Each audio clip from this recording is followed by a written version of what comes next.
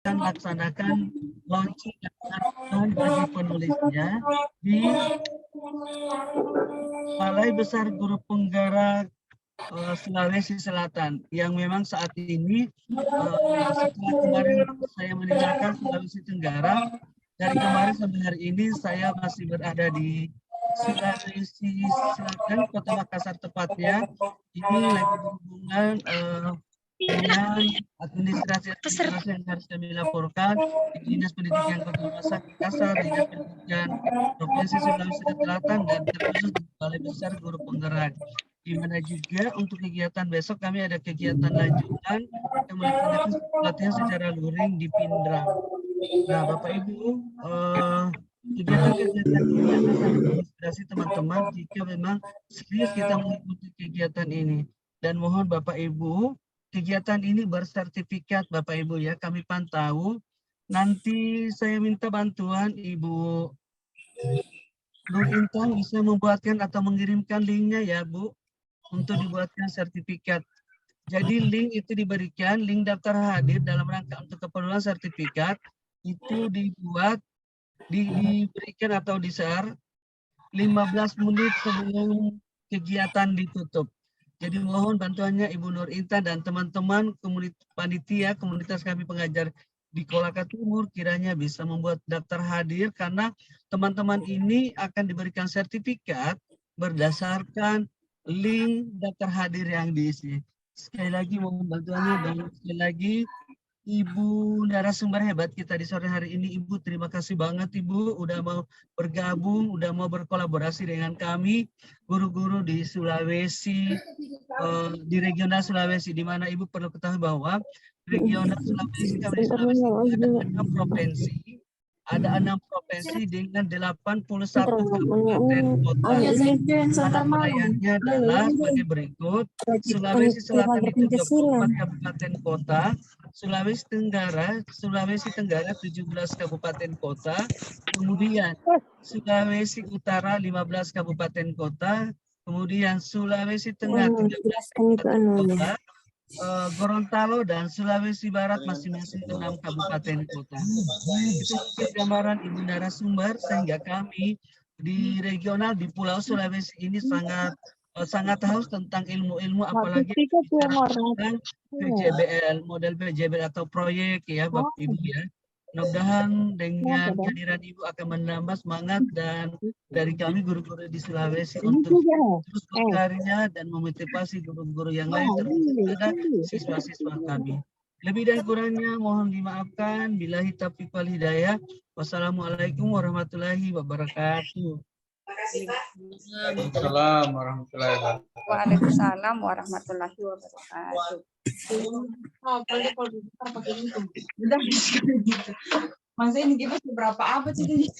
Terima kasih Bapak Kusnan SPD M.Hum atas sambutan, arahan serta overview mengenai komunitas kami pengajar regional Sulawesi. Semoga perjalanannya lancar, Pak. Bapak Ibu para peserta webinar, selanjutnya pemaparan materi yang akan disampaikan oleh Ibu Nurul Bahira MA. Tak kenal maka tak sayang para peserta webinar, izinkan saya membacakan CV singkat dari Ibu Nurul Bahira.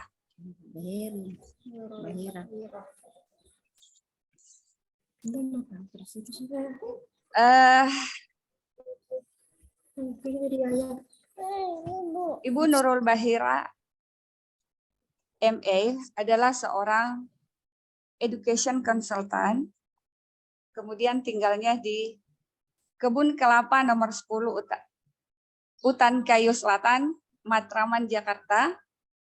Kemudian she has career objective, a passionate and self-starter education consultant with experience as a project-based learning researcher, facilitator and trainer. And his mission is to help teachers to embrace and embed innovation in the school, becoming part of their support system as a coach, trainer, content creator, and advocate.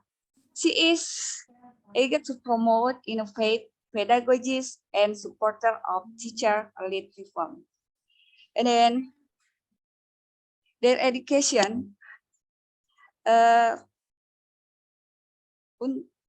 in 2015, she take social welfare atau ilmu kesejahteraan sosial dengan tesis benefit and challenges of self-help program for people with mental illness di Universitas Indonesia dengan IP atau GPA.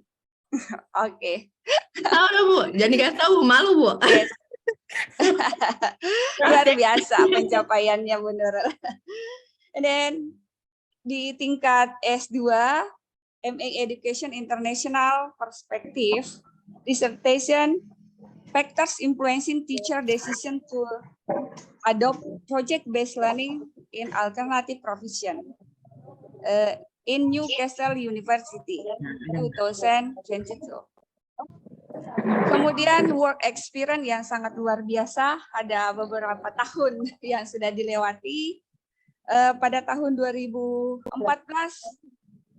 beliau seorang staff training assistant di Universitas Indonesia, kemudian part-time English and Sociology teacher in Salemba Group in 2015,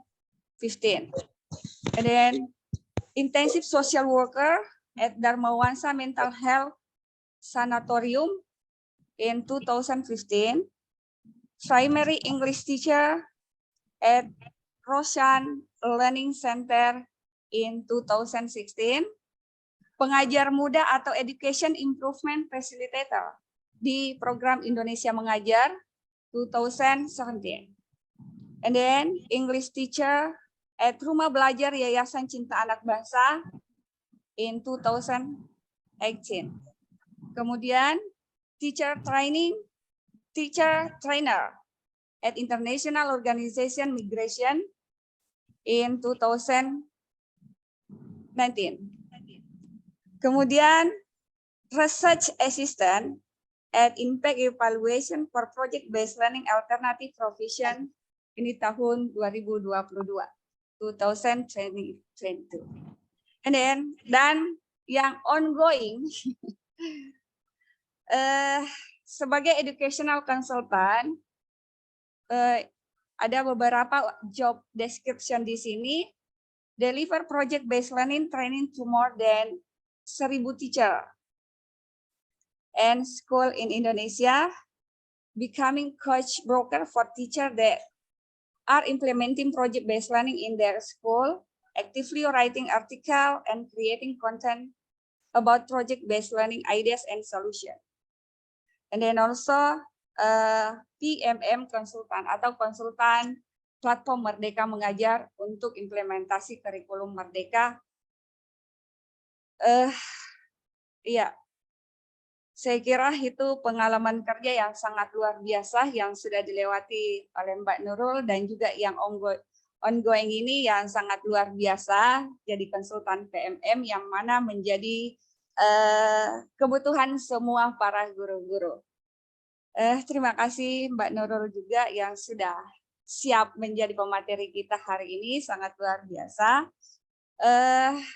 Baik, sebelum saya serahkan ke Ibu Nurul, terlebih dahulu saya akan menyampaikan pula bahwa untuk pemaparan materi kita mungkin 20-30 menit ya Bu ya.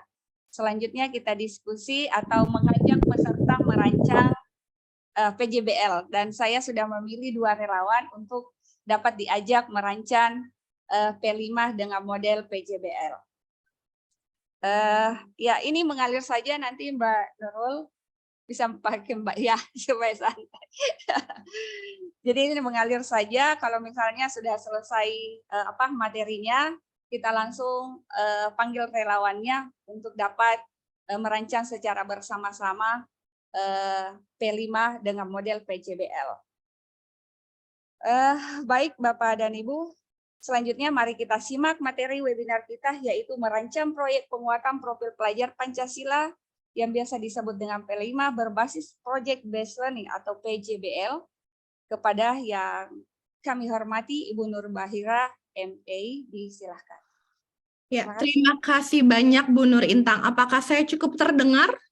Iya, Boleh dikasih jelas, jelas. jempolnya kalau terdengar? Dengar, Jelas, dengar. jelas. Aman, cukup jelas. Iya, terima kasih banyak Bu Nur Intang dan juga Pak Ketua dan semua guru-guru di Sulawesi. Kolaka Timur ya, kalau saya Kolaka Timur. Kolaka Timur, mohon maaf. Ya, terima kasih sudah datang. Saya senang banget mendapat kesempatan bisa bertemu dengan guru-guru yang luar biasa yang menyempatkan waktunya semangat belajar. Terima kasih sudah datang hari ini. Semoga waktunya nggak terbuang, semoga nggak bosen, semoga selesai dari kegiatan ini ada sesuatu yang bermanfaat kita bawa pulang. Sebelum saya mulai, saya mau cerita sedikit aja. Saya kebetulan, maaf. Sebelum saya mulai, saya mau minta 2 hal. Yang pertama, minta tolong kalau di kelas kan kita sebelum mulai biasanya kita bilang anak-anak kita untuk nggak ada suara ya. Minta tolong saya kasih waktu 1 menit untuk semua mikrofonnya dimatikan. Tolong semuanya cek mikrofonnya sudah hidup atau tidak. Kalau masih hidup, tolong dimatikan. Saya kasih waktu 1 menit dimulai dari sekarang. Oke, silakan Bapak Ibu di-mute semua mikrofonnya. Masih ada? Pak Andi Erniati masih hidup mikrofonnya? Oke, terima kasih Pak Andi. Lalu ada lagi yang belum? Bu Narni masih hidup mikrofonnya? Oke. Misalnya kayaknya sudah aman ya. Sudah. Oke, terima kasih Bapak Ibu. Sekarang yang kedua, saya tuh sebenarnya hari Sabtu lalu saya sakit kena penyakit namanya Bell's palsy. Jadi itu kena saraf ke-7 di otak saya. Saya mungkin udah cerita sama Bu Nur Intang, jadi setengah bagian dari wajah saya itu nggak bisa digunakan dengan baik. Sekarang sih udah mending, jadi nanti kalau saya ngomong sedikit ekspresinya aneh, kayak orang, maksudnya kalau nyengir nih rada aneh gitu, saya mohon maaf, karena masih dalam proses penyembuhan.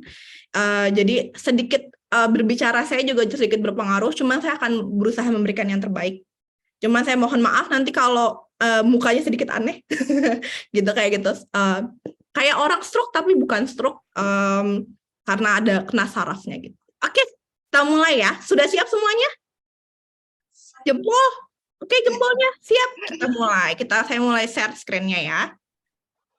Oke. Apakah kelihatan? Kelihatan. Oke, sebentar. Kita mulai. Apakah tampak? Iya. Siap. Oke. Proyek penguatan profil pelajar Pancasila dengan Project Based Learning. Saya sekarang jadi konsultan pendidikan sendiri. Salah satu yang saya bantu adalah platform Merdeka Mengajar. Kenapa mereka milih saya? Mungkin ya, karena saya waktu saya kemarin kuliah di Inggris, dapat pengalaman meneliti dan terjun langsung meneliti dampaknya project based learning terhadap pencegahan kekerasan di anak-anak yang paling beresiko di Inggris. Nanti saya akan bercerita juga terkait proyeknya dan kenapa bagaimana project based learning itu menurut saya sendiri bisa membantu banyak anak-anak di Indonesia. Oke, kita mulai. Yang pertama, apa sih hari ini? Kita bakal banyak diskusi, jadi saya bakal minta Bapak Ibu untuk siapin jarinya, tulis di chat, nanti saya bakal banyak tanya pertanyaan, bahkan justru lebih banyak Bapak Ibu yang jawab dibanding saya yang cerita. Jadi diskusi yang pertama, apa persamaan dan perbedaan antara pembelajaran berbasis proyek dengan membuat proyek biasa? Dari saya kecil, saya masih ingat bahwa guru-guru saya udah suruh kok saya buat project. Saya pernah disuruh buat project bikin film, project gambar. Lalu apa sih yang membedakan membuat proyek biasa sama project based learning, sama pembelajaran berbasis proyek? Ini yang pertama yang bakal kita diskusikan. Yang kedua, diskusi yang kedua, bagaimana proyek penguatan profil pelajar Pancasila bisa mempengaruhi karakter siswa. Nah, katanya kurikulum Merdeka ini kan, alasan kenapa harus ada profil pelajar Pancasila adalah biar anak murid kita karakternya baik nanti setelah lulus. Saya setuju banget, siapa di sini orang tua, guru yang nggak pengen anak muridnya karakternya baik, betul nggak? Tapi apakah kurikulum ini metode ini bisa menghasilkan karakter yang seperti itu? Itu kan pertanyaannya ya, betul nggak Bapak Ibu?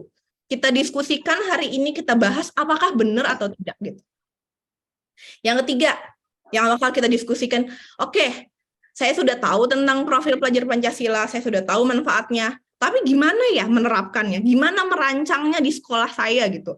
Kalau secara teori saya tahu apa itu pembelajaran berbasis proyek, tapi gimana mulainya ya? Apa yang harus saya mulainya tuh dari mana gitu? Sama siapa? Seberapa lama? Nah, kita bakal bahas beberapa bagian teknisnya. Nanti di bagian ini, di tengah-tengah juga saya bakal minta 2 relawan untuk langsung kita coba bikin semacam modul proyeknya, tapi versi kecil.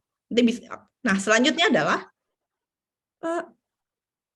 apa saja tantangan yang bisa muncul dari penerapan project based learning dan solusinya. Nah, nanti saya minta Bapak Ibu diskusi kira-kira kalau diterapin di sekolah saya, di konteksnya Sulawesi, di konteksnya anak murid saya, tantangannya apa sih? Dan lalu solusinya apa ya? Kita bakal diskusiin bareng-bareng. Lalu yang terakhir, oke, saya sudah paham nih, saya kira-kira sudah paham penerapannya gini. Lalu gimana saya bisa belajar lebih jauh ya, biar lebih paham lagi apa yang bisa saya lakukan. Ini kira-kira topik pembahasan kita, semoga bisa kita selesaikan dalam 1,5 jam, semoga. Dan di akhir nanti akan ada tanya jawab, jadi kalau ada pertanyaan dicatat dulu, nanti di akhir semoga masih ada waktu saya bisa jawab. Oke, kita mulai dari yang pertama. Oke. Saya minta bantuan Bapak Ibu untuk jawab pertanyaan ini. Bisa ditulis di chat. Apa yang menjadi persamaan pembelajaran berbasis proyek dengan mengerjakan proyek biasa? Persamaannya ya. Dalam prosesnya tuh apa persamaannya? Boleh dituliskan di chat. Saya kasih waktu 1 menit. Apa yang menjadi persamaan? Apa yang menjadi persamaan pembelajaran berbasis proyek dengan mengerjakan proyek biasa? Persamaannya apa? Boleh dituliskan? Oke, ada yang jawab nih, Bu Fitria apa Bu Fitria ya? Menghasilkan produk dan ada kolaborasi, betul. Mau membuat proyek kayak, mau project based learning, pasti ada produk akhirnya ya. Dan harus ada kolaborasinya, kolaborasi antar siswa. Betul, ada produk. Oke, lagi, apa persamaannya? Waktunya lama, betul. Kalau secara umum dibanding misalnya tradisional, yang mana cepat, tapi kalau anak murid suruh bikin project, entah film, entah project bikin baju, pasti lebih lama ya dibanding pelajaran biasa, betul. Ada lagi yang belum persamaannya? Saya tunggu di chat. Masih 1 menit.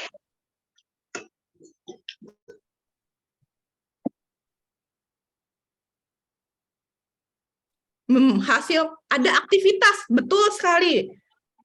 Pak Ketut ya, sama-sama berkolaborasi, menghasilkan produk akhir dengan kolaborasi. Setuju saya.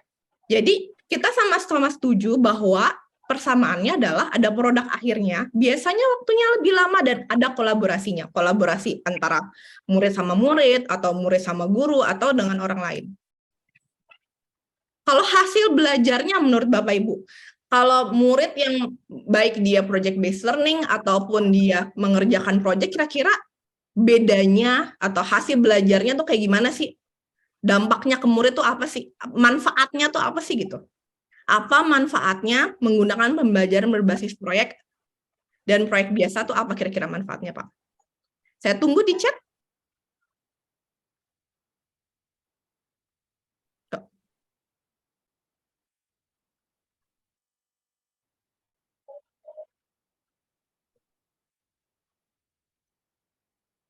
Murid menjadi mandiri, betul, merancang pembelajarannya dengan kreatif. Jadi murid jadi belajar untuk kreatif, karena mencoba membuat sesuatu yang baru gitu ya. Oke, terima kasih Bapak Ibu jawabannya. Sekarang kita lanjut. Nah, sekarang nih bedanya ya Bapak Ibu. Kalau tadi kan yang sama, ini yang membedakan. Bapak Ibu pasti pernah nyuruh anak murid bikin proyek. Misalnya, oke, kita sekarang bikin proyek. Proyeknya adalah kalian bikin contohnya proyek menanam pohon gitu. Pasti pernah kan ya, menanam pohon toge kah, ditaruh di pot kah, mungkin ada beberapa yang pernah mencoba itu proyek ya. Tapi apa yang membedakan kita meminta murid mengerjakan proyek dengan pembelajaran berbasis proyek? Kira-kira bedanya dari prosesnya apa dulu? Boleh ditulis di chat? 1 menit, saya tunggu.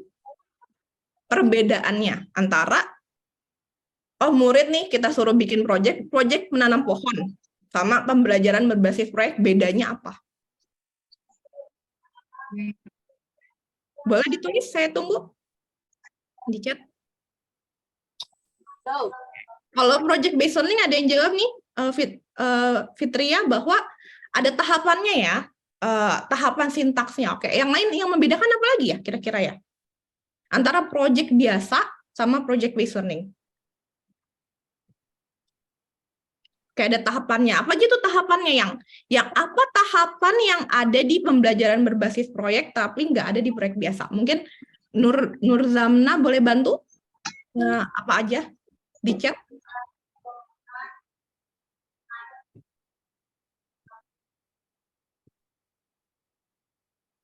Ya, apa yang membedakan ya? Ada sistematikanya, oke. Ya, ada yang jawab nih bahwa project based learning itu lebih panjang gitu ya. Ada mulai merancangnya, melakukannya, mengevaluasinya nih. Ada dari Sri Wahyuni nih, udah bantu. Nah nih, Mbak Fitra juga bagus nih, dia bilang bahwa kalau di pembelajaran berbasis proyek, murid itu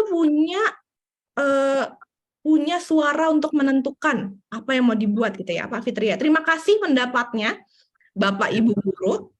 Sekarang saya mau ngasih sebuah video. Nah, videonya ini adalah Bapak Ibu dari video dari Edutopia.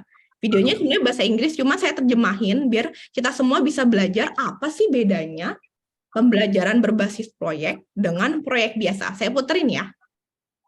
Today, we're gonna start a new project. Apakah suaranya terdengar? Terdengar. Oke. Saya putar dari awal ya. Today, we're gonna start a new project. Teachers and their students have been doing projects since forever. More and more are doing project-based learning. So what's the difference? That's a great question. Let's start off by reviewing. Projects are typically limited in scope and duration. They're a good way for students to work with content they've already learned. Flip to the paper that says Sun God. In project-based learning, students learn through the project. Interesting. They address a real-world problem, a driving question, one that can't be Googled and has no single right answer. We were talking about how can we prepare for Atlanta's change in weather. Students have voice and choice in PBL, some input into how they'll answer the driving question. Does anybody think they might have some ideas? So they gain ownership of their learning. And so those questions led to our investigation.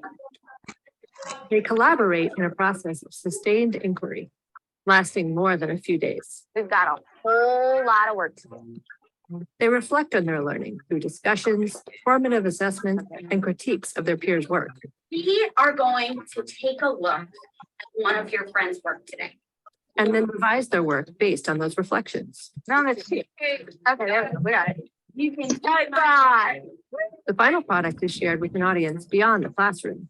Maybe that's professionals in a related field, I appreciated how thoughtfully you responded. or it could be the kids in the class next door.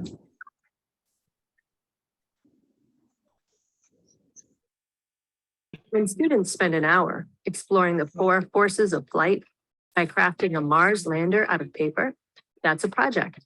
When they spend a month simulating a Mars landing, analyzing the math and physics at work, and discussing their work with real aerospace engineers, And it sounds like you've done a little bit of testing to see if that works. that's project-based learning. Capiche? Research shows that rigorous PBL can result in higher engagement and deeper content knowledge. You're not gonna keep it up, okay? Learn more about project-based learning at edutopia.org.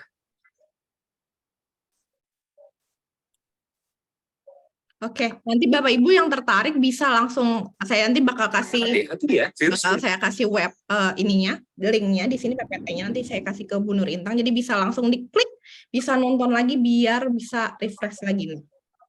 Tadi kita udah nonton sedikit gitu ya, apa sih yang membedakan antara pembelajaran berbasis proyek dengan proyek biasa. Ada yang tadi juga lihat bahwa waktu lebih lama ya, tadi juga dibilang ada yang jawab juga, waktunya biasanya lebih lama. Dimulai dari masalah dunia nyata. Nah, ini yang menjadi inti dari pembelajaran berbasis proyek, mau profil pelajar Pancasila atau project based learning, pembelajaran berbasis proyek di dalam kurikulum, semuanya harus dimulai dari masalah dunia nyata. Apa sih masalah yang ada di sekitar murid kita gitu, diangkat dari situ. Lalu ada ruang untuk murid mengambil pilihan gitu. Kalau misalnya boleh mereka memiliki bagian, saya kayaknya pengennya arahnya ke sini, arahnya gitu. Nah, ini juga yang membedakan antara proyek biasa dengan project based learning. Bahwa di proyek biasa biasanya ya dinilai sama guru. Tapi kalau pembelajaran berbasis proyek, hasil produknya, proyeknya ditampilkan ke khalayak umum, ke khalayak yang lebih besar. Jadi ketika murid menyelesaikannya, mengerjakannya, mereka juga jadinya mengerjakan dengan kualitas yang baik, kualitas yang tinggi karena tahu ini bukan sekedar kerjaan. Hasil belajarnya, murid merasa memiliki proyeknya ya tadi karena dia merasa bahwa dia punya kesempatan untuk menentukan arahnya. Dan kualitas produk akhirnya juga lebih baik karena bukan sekedar dinilai oleh guru, tapi khalayak umum kayak. Nanti akan saya kasih beberapa contoh sekolah yang sudah menerapkan dan apa yang mereka lakukan untuk melibatkan ke khalayak umum. Oke, walaupun tadi kita sudah bahas perbedaan bahwa Ibu Guru, tapi banyak juga yang jadi mirip. Jadi menurut saya pribadi, pembelajaran berbasis proyek atau profil pelajar Pancasila itu bukan sesuatu yang harus ditakuti, tapi sebenarnya kita semua sudah punya bakatnya, kita semua sudah punya pengetahuannya. Tinggal kita mainkan aja gitu, biar jadi lebih mantap. Nah, contohnya, pasti mungkin Bapak Ibu di sini pernah punya pengalaman anak muridnya disuruh masak atau proyek. Oke, kalian bikin masakan daerah atau kalian coba jualan produk daerah gitu. Nah, proyek membuat makanan ini kalau hanya cuman gurunya bilang oke kalian bikin proyek bikin makanan daerah, itu jadi proyek. Tapi sebenarnya dengan produk yang sama bisa jadi project based learning. Caranya gimana? Dengan diangkat masalahnya dulu. Saya kasih contoh ini di salah satu sekolah. Di salah satu sekolah, gurunya berdiskusi dan masalah yang mereka angkat adalah terkait tentang kesehatan fisik ya. Banyaknya anak-anak zaman sekarang yang obesitas, padahal masih muda, dan cenderung untuk duduk, nggak bergerak di depan handphone lama-lama. Itu adalah masalah yang diangkat. Berdasarkan dari itu, gurunya tersebut menantang muridnya, oke silahkan apa yang bisa kita lakukan untuk mencegah atau mengurangi obesitas anak-anak yang ada di sekolah kita.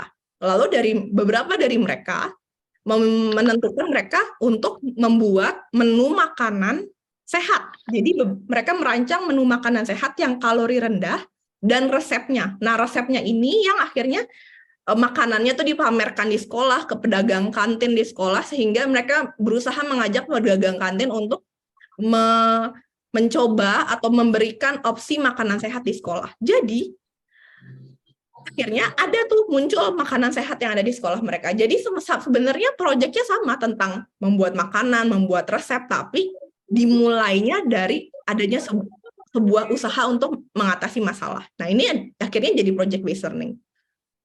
Contoh yang kedua, mungkin beberapa dari kita udah pernah membimbing anak murid tentang bikin tarian atau pementasan teater atau bikin cerita gitu ya. Kalau mungkin hanya sekedar bikin pementasan tarian atau cerita gitu, itu jadinya sebuah proyek. Tapi dengan proyek yang sama itu kita jadi pembelajaran berbasis proyek atau profil pelajar Pancasila. Gimana caranya? Contohnya gini. Diangkat dulu masalahnya. Masalahnya ini kisah nyata Bu ya. Jadi ada sekolah di Jogja. Di Jogja itu mereka mengangkat masalah tentang sampah yang ada di Jogja ini.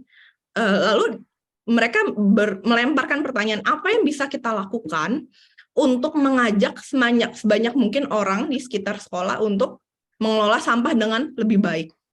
Solusi yang mereka murid-murid pikirkan akhirnya adalah mereka mengadakan pementasan tentang bumi yang membahas tentang masalah-masalah yang ada di sekitar, dan mereka mengundang orang-orang lokal gratis gitu, boleh datang ke pementasannya mereka. Nah, ini adalah salah satu contoh profil pelajar Pancasila, bahwa sebenarnya memang berbeda dengan proyek biasa, tapi lebih banyak yang serupa, dan kita sangat bisa, kita punya kemampuannya untuk melakukan itu. Nah, Iya. Bapak boleh, oke, saya Ada lanjut. yang bocor nih suaranya. Terima kasih.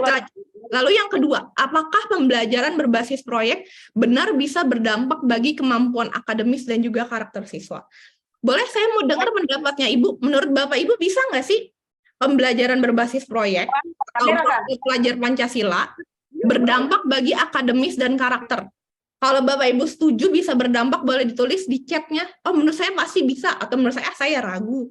Menurut saya nggak bisa, sama aja. Saya mau dengar dong. Apakah berdampak atau sebenarnya kayaknya kurang susah gitu? Oke, boleh ditulis di chat. Menurut Bapak Ibu ini berdampak nggak? Oke, ada yang berdampak, mantap. Apakah melakukan pembelajaran berbasis proyek bisa membantu meningkatkan karakter siswa? Bukan nih. Banyak yang berdampak ya. Saya senang sekali nih bahwa Ibu Guru orangnya pada positif karena beberapa kali juga saya banyak juga yang meragukan gitu. Emang bisa ya gitu. Kalau menurut Bapak Ibu bisa nggak sih pembelajaran berbasis proyek yang digunakan untuk pelajaran sehari-hari bisa meningkatkan kemampuan akademis? Kalau Bapak Ibu setuju, boleh ditulis. Menurut saya bisa. Kalau menurut saya, enggak, boleh juga ditulis. Saya pengen dengar dan jadi diskusi bareng-bareng. Bisa, oke.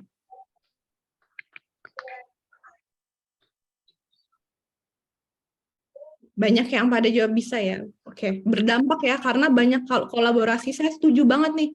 Betul, salah satunya adalah semakin banyak kolaborasi, akhirnya jadi terlatih ya bagaimana manajemen konflik, bagaimana dia berhadapan dengan orang lain, bisa saling menghargai. Oke, baik, terima kasih Bapak Ibu Guru jawabannya. Izinkan saya cerita. Kalau menurut saya, jawabannya bisa. Tapi saya mau sedikit cerita dulu ya. Mungkin Bapak Ibu Guru, ada yang pernah melihat kejadian kayak gini di kelas? Muridnya tidur di kelas? Pasti mungkin sering ya. Apa yang dirasakan tuh kalau muridnya lagi tidur gitu di kelas? Boleh? Kesal. Kesal ya, terima kasih, Mbak. Boleh juga sambil sedih, oke. Sambil kalau saya tanya boleh ditulis di chat ya. Terima kasih banyak, biar kita interaksi. Terus nih, main HP, ya ampun, pusing deh.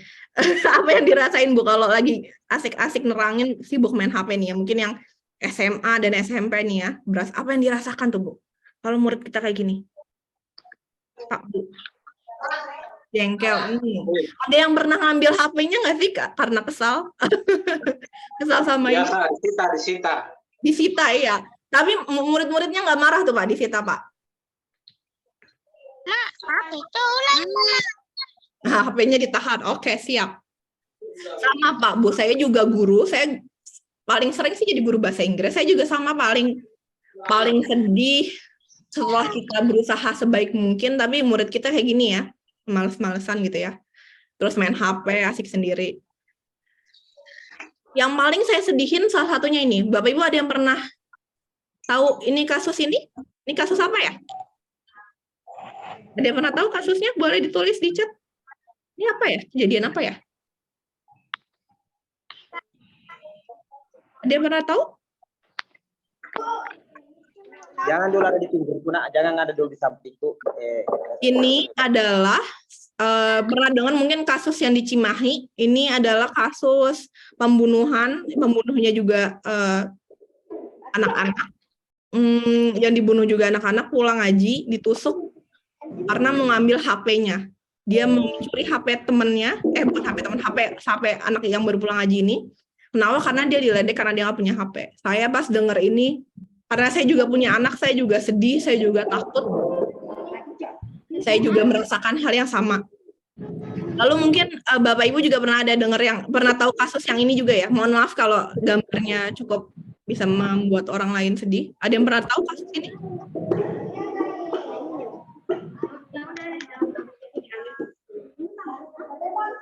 Pak Bu. Ini kasus ini ya, yang anak kecil dijadikan terima kasih Pak Iwan, mutilasi organ tubuh anak kecil yang mereka mau cari uang, akhirnya ya masalah masuk ke internet yang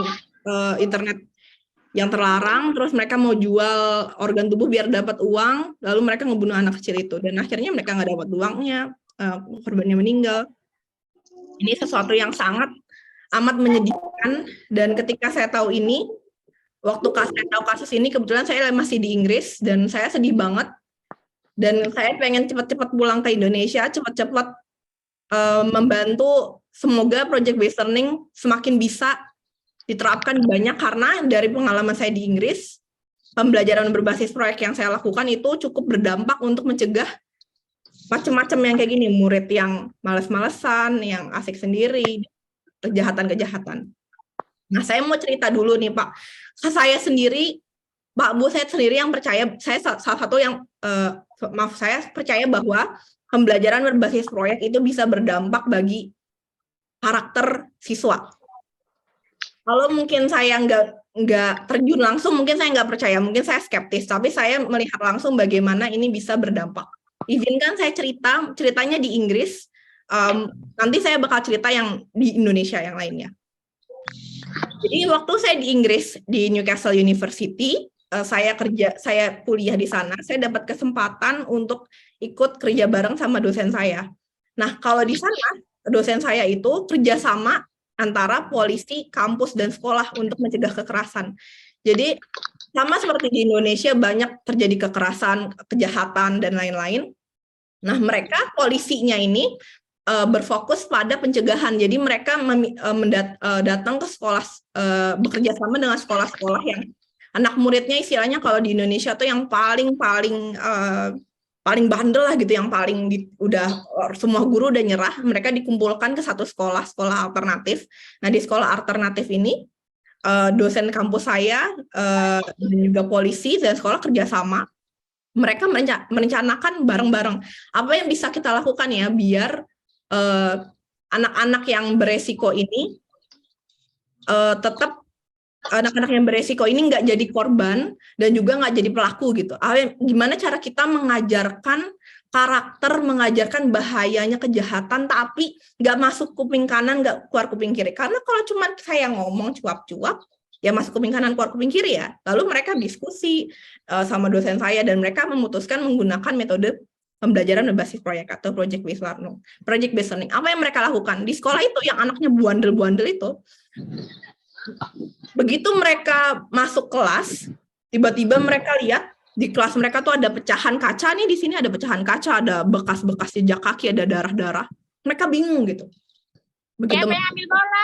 Ini ada apa di kelas saya gitu? Kenapa tiba-tiba ada bercak-bercak kaki gitu-gitu. Lalu di situ mereka dijelaskan oleh gurunya dan polisi bahwa mereka akan melakukan project based learning, pembelajaran berbasis proyek. Mereka harus memikirkan solusi gimana caranya teman-teman di sekolah mereka yang lain, adik-adik kelasnya mereka tuh bisa terjauhi, bisa menjauhi dari bahaya kejahatan dengan menggunakan pisau. Gimana anak-anak di sekolah mereka itu bisa mengerti bahayanya menggunakan pisau gitu, kejahatan pisau. Jadi bukannya mereka diceramahin tentang bahayanya pakai pisau, tapi mereka disuruh mikir gimana caranya teman-teman di sekolah kalian jadi ragu kalau mau berbuat kejahatan dengan menggunakan pisau. Nah, dari situ anak murid yang paling beresiko ini diajak ketemu ambulans sama orang ambulans di sana, belajar gimana caranya kalau ada kecelakaan menggunakan senjata tajam, apa yang harus mereka lakukan. Diajak melihat langsung menggunakan VR ya, virtual reality. Kalau ini kejadian sama mereka tuh kayak gimana. Langsung mereka diajak juga ketemu sama orang tua yang merupakan anaknya itu korban kejahatan menggunakan pisau. Jadi langsung tuh ketemu orang tuanya. Mereka berdiskusi sama orang tua yang punya anaknya meninggal karena korban kejahatan. Nah, dari hasil diskusi itu, dari hasil ngobrol itu, mereka ketemu sama banyak orang. Mereka akhirnya membuat rancangan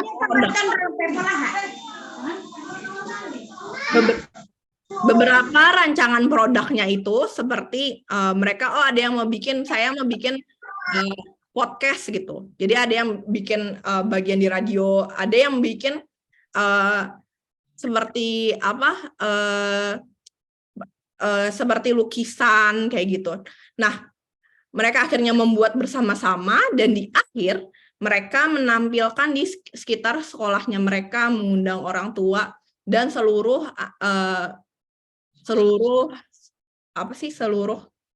jenjang kelas yang ada mereka. Jadi tujuannya adalah mereka bikin produk untuk yang menggambarkan seberapa menyeramkannya, seberapa menakutkannya, berbahayanya senjata tajam itu. Ada yang bikin puisi, ada yang bikin lagu, ada yang bikin rap. Jadi secara umum bukannya mereka dikasih tahu, tapi mereka diajak menyelami tentang apa sih bahayanya, ketemu langsung sama orangnya, dan mereka membuat produk yang akhirnya diperlihatkan kepada halayak umum. Setelah yang saya lakukan adalah saya meneliti di akhir, apakah memang benar dengan metode seperti ini dampaknya ada ke anak-anak yang paling bandel di Inggris ini. Ternyata dampaknya ada dan kelihatan, baik di nilai akademisnya dan karakternya. Guru-gurunya juga menyebutkan bahwa dari anak-anak yang tadi akhirnya biasanya keluar kelas seenaknya, nggak pernah dengerin guru, mereka jauh lebih kondusif di kelas, jauh lebih aktif di kelas, nilainya pun jauh lebih bagus, jauh lebih semangat gitu. Dan ini bukan hanya di satu sekolah, tapi di banyak sekolah. Sehingga akhirnya proyek ini di-copy atau diikutkan ke beberapa kota lain di Inggris gitu. Jadi kalau menurut saya sendiri, apakah project based learning, pembelajaran project based learning bisa mempengaruhi karakter seperti profil pelajar Pancasila? Menurut saya bisa. Nah, Bapak Ibu, kira-kira ini alat apa? Ada yang bisa bantu? Di chat, kira-kira ini alat apa ya? Ada yang bisa tebak? Apa ini? Alat apa ya? Kira-kira? Pemisah minyak. Kok bisa tahu ya? Keren. Oke. Bapak Ibu, ini dibuat sama salah satu murid di sekolah namanya Semipolar. Kalau tadi saya cerita tentang pembelajaran berbasis proyek di Inggris, saya mau cerita salah satu sekolah yang ada di Indonesia. Nama sekolahnya adalah Semipolar. Mereka sudah cukup lama pakai pembelajaran berbasis proyek, dan menurut ceritanya mereka, pembelajaran berbasis proyek mereka itu bisa membantu murid-muridnya menemukan passion. Jadi kalau dari cerita kepala sekolahnya, beberapa murid mereka yang kalau istilahnya kalau Semipolar itu nggak terlalu akademis, tapi karena mereka udah tahu nih, karena sering melakukan pembelajaran berbasis proyek, mereka jadi tahu passionnya, tahu apa yang dimau. Mereka banyak yang ketika lulus, ketika kuliah, akhirnya salah satunya nih menjadi murid terbaik dengan nilai terbaik di Malaysia. Nah, apa sih, kayak gimana sih perjalanannya si Semipolar nih? Ya, kalau dimulai perencanaan dulu ya, gurunya diskusi, mau kita kira-kira mau topiknya apa gitu, masalah yang mau diangkat tuh apa. Lalu anak muridnya di awal diajak nih ke sekeliling sekolahnya, ada kejadian apa sih, ada masalah apa di sekolahnya. Lalu muridnya diberikan kesempatan untuk mendalami masalah yang mereka pilih. Nah, anak yang buat mesin ini, masalah yang dia dalami adalah dia ngelihat bahwa di sekitar samping sekolahnya dia itu banyak minyaknya nggak jernih, dan akhirnya juga menambah biaya tambahan buat para pedagang. Mereka akhirnya sama diskusinya berdiskusi, oke, kira-kira solusinya apa ya yang paling bagus ya. Dan di situ mereka bikin sendiri, nyobain sendiri, pakein kabelnya sendiri, dan sampai akhirnya Jadi produk akhirnya dan produk-produk yang murid-muridnya buat ini ditampilkan di depan sekolah, di depan orang tua, dan juga mengundang si penjualnya itu sendiri biar bisa mencoba merasakan kebermanfaatannya. Nah, Bapak Ibu, kira-kira itu mungkin hanya sedikit gambaran bagaimana sih pembelajaran berbasis proyek profil pelajar Pancasila digunakan baik di sekolah di luar negeri ataupun di Indonesia. Nah, sekarang sebelum saya membahas sedikit lebih jauh tentang profil pelajar Pancasila, kalau tadi kan pembelajaran berbasis proyek ya, kalau secara spesifik profil pelajar Pancasila ini pembelajaran berbasis proyek yang fokus pada karakter gitu istilahnya. Saya mau tanya dulu nih, Bapak Ibu, mau saya kasih kuis. Sudah seberapa paham? Nah, saya ada kuis. Bapak Ibu nanti jawab di chat ya. Siap? Jawab di chat biar saya lihat, oke? Ada berapakah dimensi dari profil pelajar Pancasila? Oke, bentar. A, 5, B, 4, C, 6, atau D, tak terhingga. Jawabannya apa? 5. Kira-kira benar nggak nih yang di chat nih? 5. Nah, 5. 5 apa 6 ya? Ada yang jawab 6, ada yang jawab 5 nih. 5. Ayo, yang mana? Ada yang bisa sebutkan di chat? Yang jawabannya 6 tolong disebutkan, yang jawabannya 5 tolong disebutkan. Kita lihat siapa yang jawabannya 6 apa, yang 5 apa, ayo. Apa aja ya, kalau 5 apa, kalau 6 apa? Sebutin satu-satu, ayo. Saya tunggu 1 menit ya.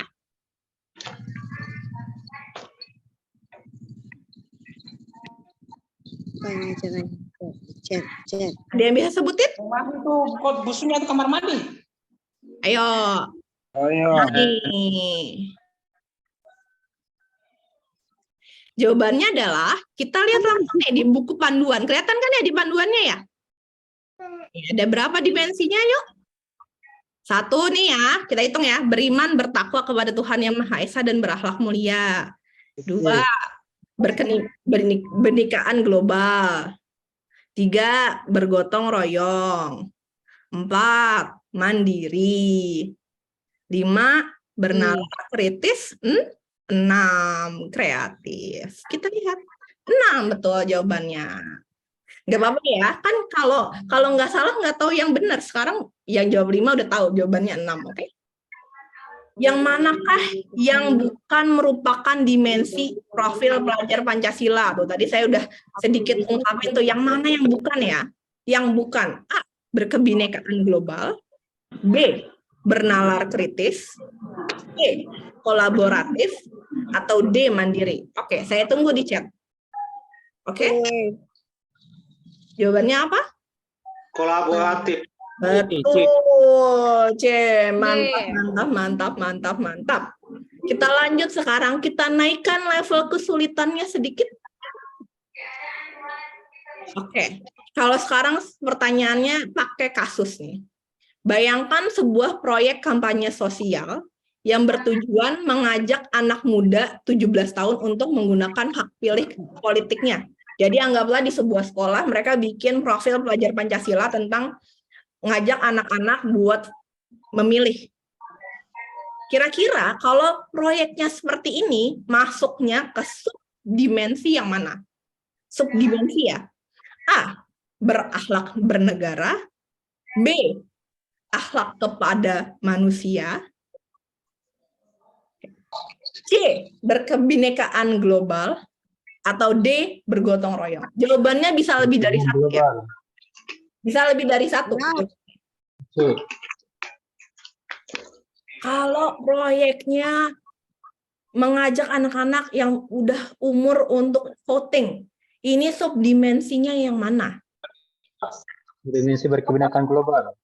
Oke, ada yang jawab A, ada yang jawab C, ada yang jawab A dan C. Kita lihat jawabannya adalah dua-duanya. Betul, A dan C.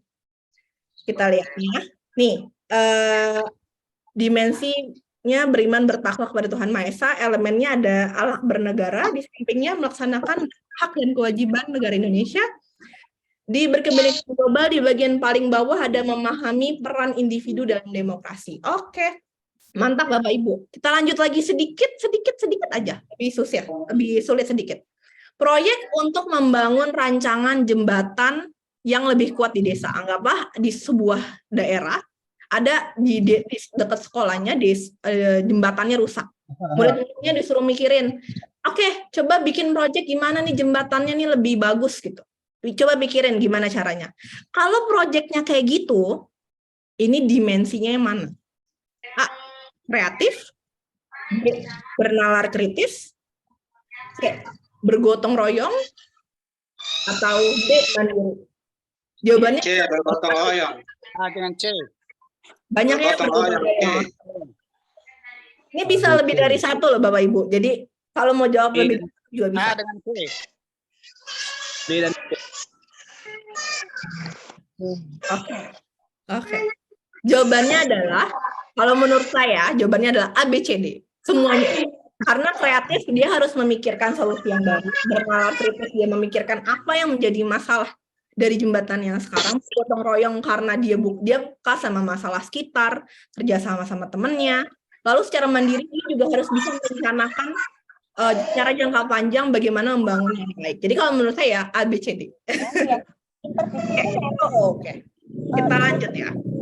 Nah, yang mana yang merupakan ciri dari profil pelajar Pancasila? Jadi istilahnya gini, setelah melakukan profil pelajar Pancasila, yang murid yang kayak gimana sih yang dibilang nih karakternya nih karakter pelajar Pancasila tuh yang kayak gimana gitu? Murid yang bisa menghasilkan benda baru yang bermanfaat.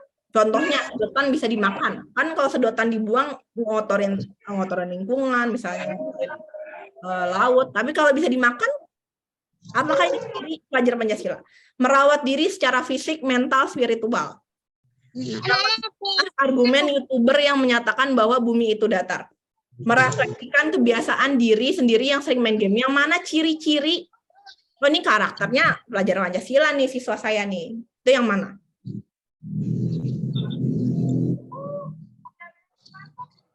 A. Yang A. Ada yang jawab yang B. A, B. Semua. Sekarang semuanya jadi udah semua ya. Karena sebelumnya udah semua. A, B, C, D. Oke. Oke, saya setuju bahwa menurut saya ini semuanya. Karena yang pertama itu kreatif, yang A, yang B itu dia mandiri, yang C itu dia bernalar kritis, dan yang D itu juga bernalar kritis dan kreatif. Oke. Nah, ini sedikit nih buat tahu teknis. Apakah Bapak Ibu sudah cukup paham teknis? Sekurang-kurangnya, berarti seminimal banget berapa tema proyek yang harus dilakukan bagi SD atau MI sederajat dalam 1 tahun. Sekurang-kurangnya ya. A, 1. B, 3. C, 2. Atau D, 4. Ayo. Parah. Oke, banyak yang jawab 2. Kira-kira apa jawabannya ya? Ada yang setahun minimalnya berapa kali kita harus melakukan proyek profil pelajar Pancasila? Ada yang jawab 4 loh. Mantap ini. Vivu. Jawabannya adalah 2. Jadi 2-3, tapi seminimal-minimalnya Bapak Ibu guru SD dari anjuran dari pemerintah adalah 2 tema proyek. Sekarang, sekurang-kurangnya berapa tema proyek yang harus dilakukan bagi SMP dalam 1 tahun? Ini SMP sekarang ya. 1, 3, 2, 4. Jawabannya apa? 3. Betul. Jadi saya rasa, ini opsi ya, terakhir nih kayak pertanyaan terakhir deh. Yang mana yang bukan salah satu opsi dari alokasi proyek profil pelajar Pancasila? Oke, misalnya salah satu opsinya adalah, bisa nggak profil pelajar Pancasila kita padatkan dalam 1 waktu, 2 minggu sampai 2 bulan, dipadatkan 1 tema. Atau 1 minggu untuk proyek 1 tahun. Atau mengalokasikan 1-2 jam di akhir hari, misalnya di akhir hari Jumat, setiap hari Jumat gitu, 1 jam atau 2 jam pelajaran di akhir untuk profil pelajar Pancasila. atau menentukan satu hari secara penuh. Contohnya Jumat dari awal sampai akhir itu dialokasikan untuk profil pejabat Pancasila. Yang mana yang bukan pilihan opsinya? B yang bukan B. B yang bukan Mana? B. Ada yang jawab D? Betul, jawabannya B ya. Ini saya hilangin yang B. Jadi Bapak Ibu bisa milih mau dipadetin 2 minggu sampai 2 bulan tergantung jenis proyeknya, mau dialokasikan 1-2 jam di akhir hari, atau menentukan satu hari, contohnya hari Jumat untuk proyeknya. Ini 6 dimensinya ya. Nah, temanya Bapak Ibu udah pernah tahu pasti ya tema proyek pelajarnya? Temanya apa aja ya? Ini saya kalau mau lengkapnya di pendoman tuh ada, bisa dilihat nih jenis-jenis proyeknya. Tapi karena saya sayang banget nih sama Bapak Ibu guru semua, saya bikinin video buat sedikit ngerangkum apa aja.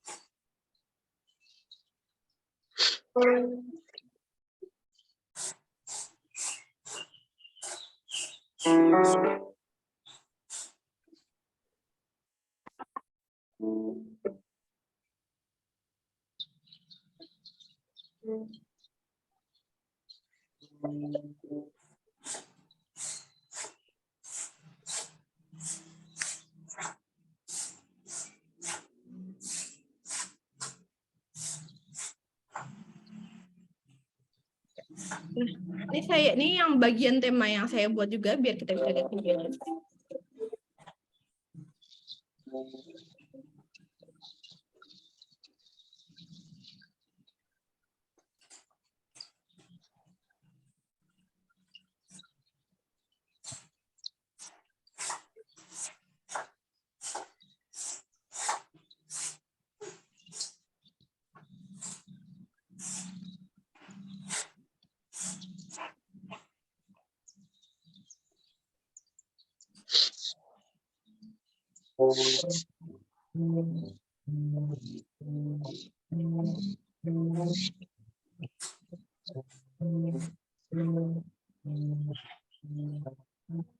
Nah, kalau Bapak Ibu mau melihat secara, nanti saya kasih link ke situnya.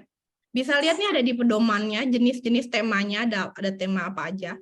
Nanti bisa langsung dilihat. Ya, nanti bisa langsung dilihat temanya. Nah, sekarang jadi sebenarnya dari setahu saya dari Kemendikbud mereka kalau Bapak Ibu baca di pedomannya, mereka itu sudah punya semacam tema-tema apa saja sih yang bisa dipilih sama guru gitu. Cuman tema proyeknya itu istilahnya luas gitu Pak. Sekolah itu bisa menyesuaikan dan memodifikasi. Contohnya nih ya, salah satu tema yang pertama itu kan yang disarankan sama Kemendikbudristek itu adalah Aku Sayang Bumi, Gaya Hidup Berkelanjutan. Cuman mengangkat tema tentang gaya hidup berkelanjutan atau tentang lingkungan itu kan bisa beda-beda ya. Contohnya kalau orang di Jakarta nih kayak saya, bisa aja di sekolah saya ngangkatnya tentang banjir karena memang di lingkungan saya yang jadi masalah adalah banjir gitu.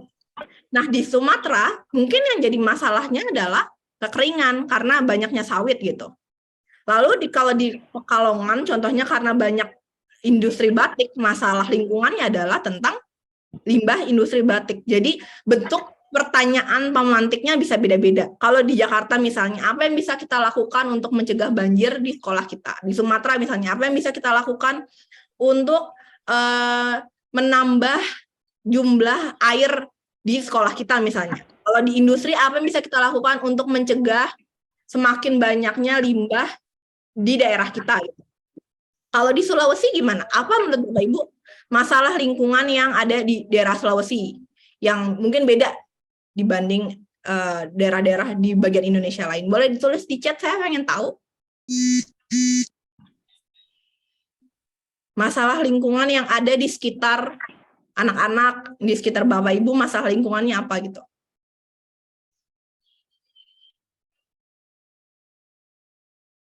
Saya tunggu di abrasi pantai, oke. Pengelolaan sampah. Memanfaatkan lahan yang luas, bagus sekali. Oke, masalah banjir, polusi, pengelolaan sampah, terima kasih. Apalagi kira-kira masalah yang spesifik ke permasalahan di sekitar Bapak Ibu guru. Sampah, jadi cukup banyak sama ya, cukup general sampah ya. Kalau saya ingat di beberapa daerah di Jakarta juga banyak sampah. Kalau di kota mungkin sampah dikumpulin, tapi kalau di beberapa banyaknya sampah dibakar. Oh, ini masalah pertambangan, sulitnya air bersih. Oke, ini masalah yang sangat spesifik gitu ya. Jadi kalau yang saya pahami dari profil pelajar Pancasila ini, dari pemerintah memang mereka memberikan beberapa tema yang direkomendasikan, seperti gaya hidup berkelanjutan, seperti contohnya tentang rekayasa teknologi. Cuman itu istilahnya apa ya? Payung gitu Pak, Bu. Karena itu payung, Bapak Ibu guru yang bisa menentukan lebih detailnya, lebih kecilnya, disesuaikan ke permasalahan Bapak Ibu guru yang ada di sekolah gitu. Jadi nanti Bapak Ibu boleh lihat buku pedomannya, lihat jenis-jenis temanya, cuman sangat juga boleh Bapak Ibu guru memodifikasi, menyesuaikannya dengan kebutuhan di sekolah masing-masing. Oke, sekarang kita udah bahas nih, udah tahu oke, profil pelajar Pancasila ada temanya, kapan harusnya dilakukan, lalu gimana memulainya, bagaimana mengintegrasikannya ke sekolah kita. Bapak Ibu guru, saya biasa cerita kalau mengintegrasikan pembelajaran berbasis proyek ke sekolah itu seperti kita buka restoran Bapak Ibu guru atau buka bisnis gitu ya, buka bisnis makanan. Kalau mau buka bisnis makanan yang bagus, yang pertama kita harus punya tim masak yang bagus, betul nggak Bapak Ibu guru? Kalau bisnis masakan nggak ada tim masak yang bagus, nggak ada yang jago koki masak yang bagus ya kemungkinan nggak laku ya. Sudah timnya ada apanya? Makanannya, menunya harus disiapin dulu kan.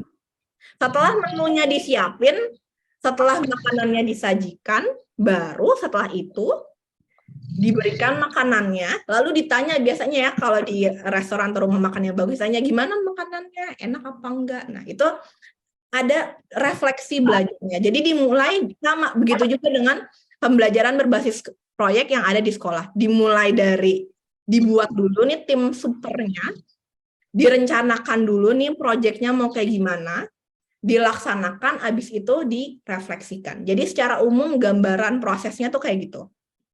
Kita mulai dari yang pertama, pembuat tim. Bapak Ibu guru boleh tolong bantu jawab saya di chat. Kira-kira siapa yang biasanya memulai pembuatan tim? Menurut Bapak Ibu siapa yang biasanya memulai pembuatan tim buat profil budget Pancasila tuh seharusnya siapa? Koordinator. Koordinator tuh berarti itu siapa tuh kira-kira? Boleh ditulis kepala. Oke, kepala sekolah, fasilitator, terima kasih guru, betul. Jawabannya ya Bapak Ibu guru. Betul sekali. Yang saya baca di pedoman biasanya dimulai dari kepala sekolah Bapak Ibu. Jadi kepala sekolah, oke kita buat tim untuk profil pelajar Pancasila. Lalu kepala sekolah yang membuat timnya ya, yang mengajak membuat timnya. Pertanyaan saya, apa sebaiknya semua guru dimasukkan ke dalam tim atau tidak?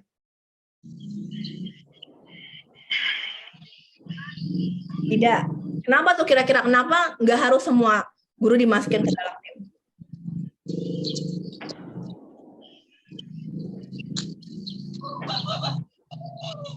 Sebaiknya semua guru masuk, oke.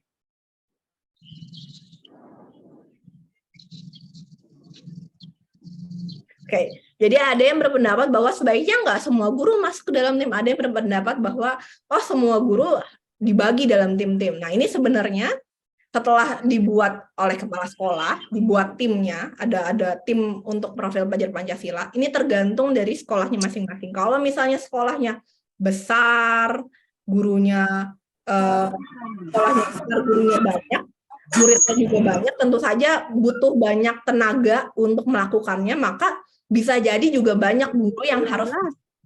Tapi kalau memang sekolahnya jumlah muridnya kecil, beberapa guru dianggap siap untuk melakukannya, maka bisa disesuaikan.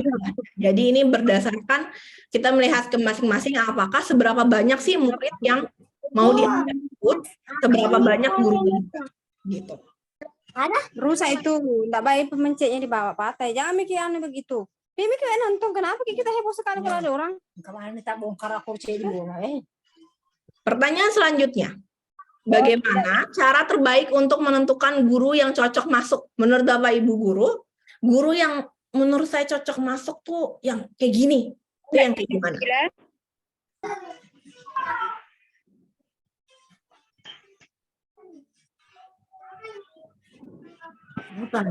Yang pernah pengalaman project listening. Oke, lanjut.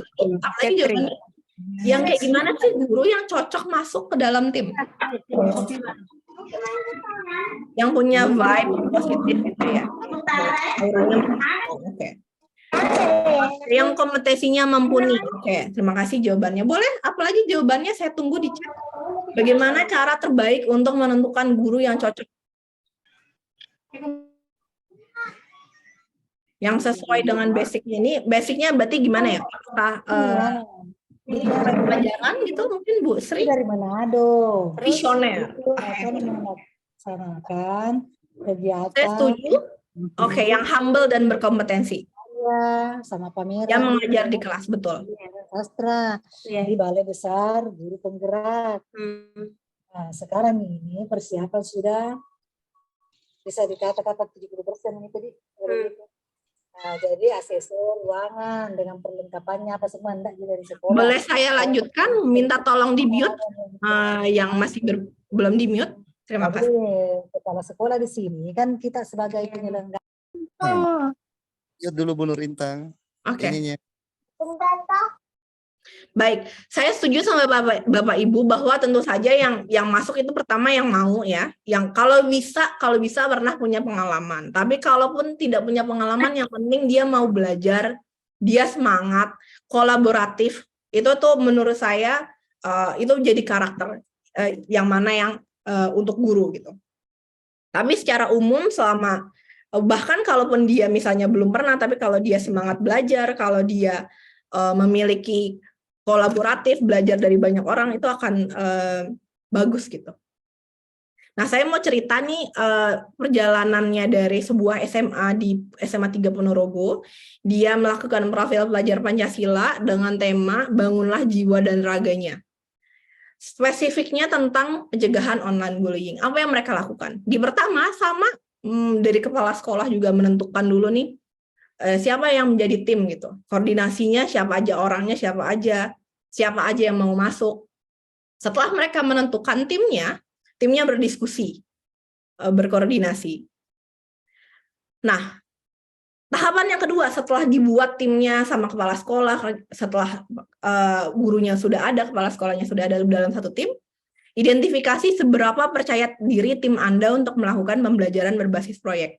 Tahapan kedua yang juga sama pentingnya adalah kita pahami dulu, saya sebagai kepala sekolah sudah berapa siap saya untuk menerapkan proyek ini.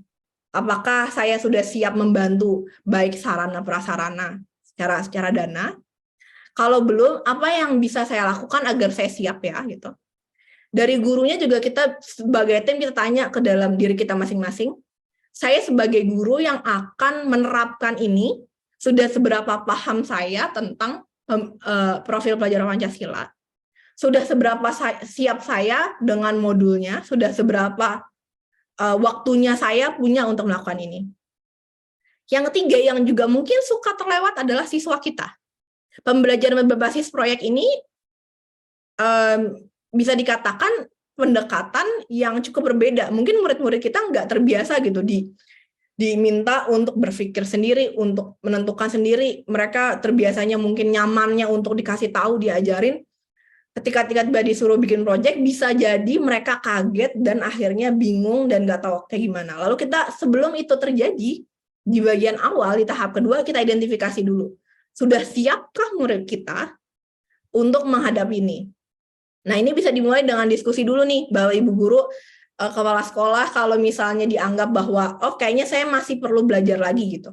Bisa datang ke komunitas seperti ini, bisa ketemu sama sekolah-sekolah yang sudah pernah melakukan. Bisa juga banyak training-training, banyak di YouTube, materi-materi di YouTube, ada di Cloud Online yang menjelaskan tentang pembelajaran berbasis proyek. Di internet juga akan ada modul-modul yang sudah jadi, yang Bapak Ibu bisa lihat. Jadi ini bisa jadi sarana untuk Bapak Ibu menyiapkan diri sebelum terjun langsung gitu.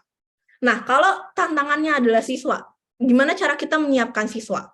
Bisa dengan diberitahu bahwa oh beberapa bulan ini kita akan melakukan pembelajaran basis proyek. Ini yang akan terjadi dan ini ekspektasi Bapak Ibu guru di awal. Nah, ini bakal bisa membantu Bapak Ibu siswa untuk lebih menyiapkan diri sebelum proyeknya itu ada. Nah, setelah sudah timnya ada, sudah kira-kira sudah siap secara mental dan fisik untuk melakukan, kita merancang proyeknya.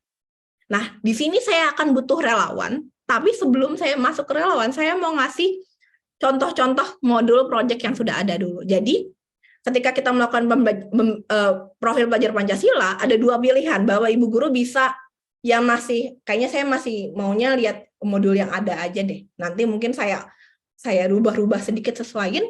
Ini ada contoh-contoh modul yang sudah ada. Nanti linknya saya kasih di sini di bawah nih. Nanti tinggal di download download modul. Nah, nanti Bapak Ibu mungkin pada punya ya akunnya perangkat ajar Kemendikbud gitu-gitu.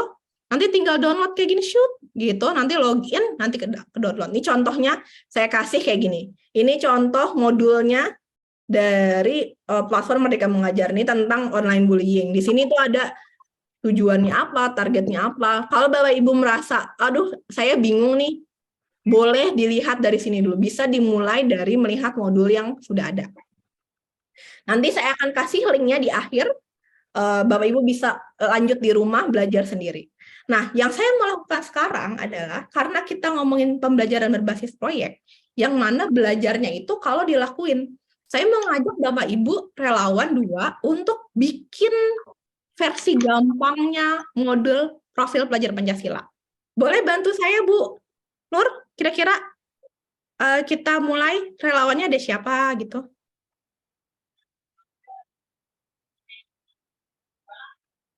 Bu Nur? Halo? Bu Nur Intang?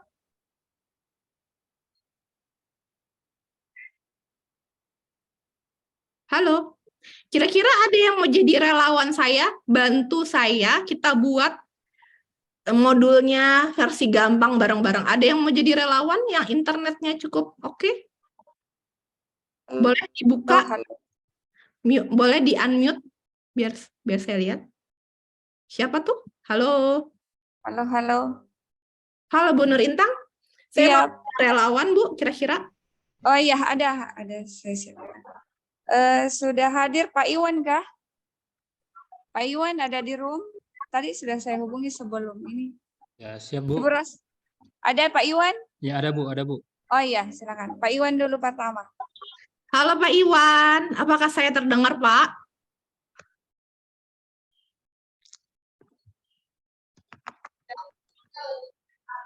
Halo Pak Iwan. Ya, halo Bu, halo Bu.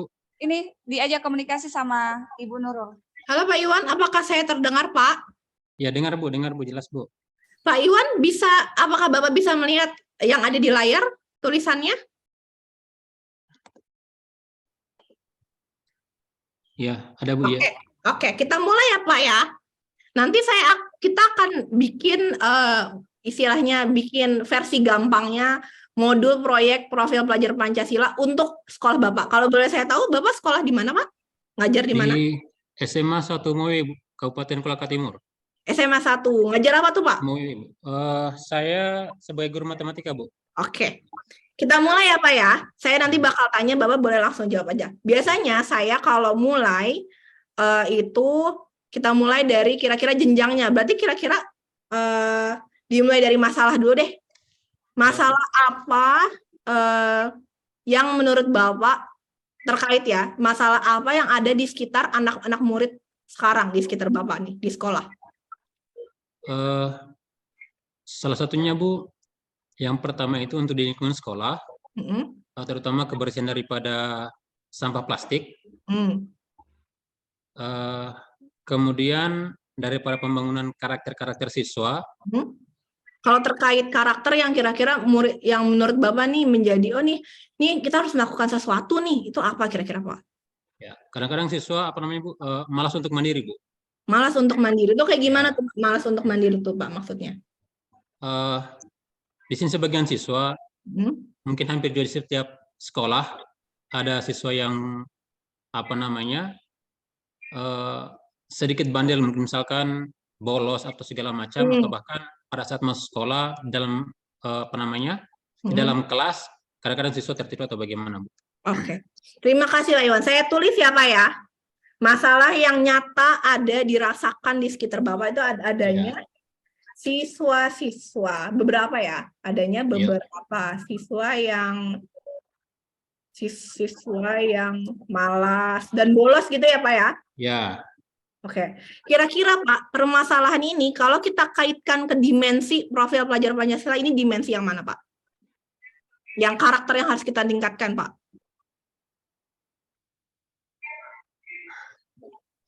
Karakternya di mandiri mungkin Bu? Mandiri, setuju saya Pak. Saya tulis ya, berarti ini dimensinya adalah mandiri gitu. Masalahnya adalah adanya beberapa siswa yang malas dan bolos, dan dimensinya adalah mandiri. Itu berarti jadi tema proyek kita gitu Pak ya. Nah, yang biasanya yang dilakukan saya kalau mendesain profil pelajar Pancasila ataupun belajar project based learning, setelah kita tahu masalahnya adalah kita buat pertanyaan tantangannya Pak. Jadi kalau biasanya kalau zaman dulu kita yang ada masalah guru pikirin sendiri, kalau zaman sekarang di pembelajaran berbasis proyek ada masalahnya yang dilempar ke anak muridnya. Contohnya gini, misalnya masalahnya siswa yang malas dan bolos. Kita bisa melempar tantangan ke murid kita kayak gimana kira-kira Pak? Apa yang biasa, misalnya contohnya nih dari saya ya, Bapak nanti bisa bikin pertanyaan yang lain. Misalnya, apa yang bisa kita lakukan untuk mengajak, atau apa yang bisa kita lakukan untuk mengajak anak, untuk mencegah bolos di sekolah gitu. Ya, saya tulis ya. Kira-kira, jadi pertanyaannya itu dilemparkan ke siswanya, biar siswanya berpikir apa yang bisa dia lakukan untuk mencegah masalah tersebut. Misalnya, apa yang bisa kita lakukan untuk mengajak anak yang bolos datang ke sekolah. Jadi ini contohnya kayak pertanyaan yang anak muridnya disuruh mikir gitu. Bapak kira-kira punya ide nggak Pak? Kira-kira pertanyaannya apa Pak? Pertanyaan yang jadi masalahnya Pak? Yang tantangan yang Bapak mau kasih ke murid gitu, kira-kira apa tuh Pak?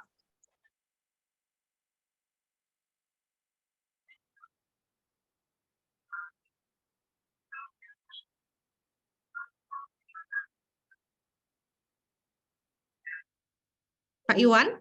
Ya Bu, halo Bu. Sebentar pikirkan Bu.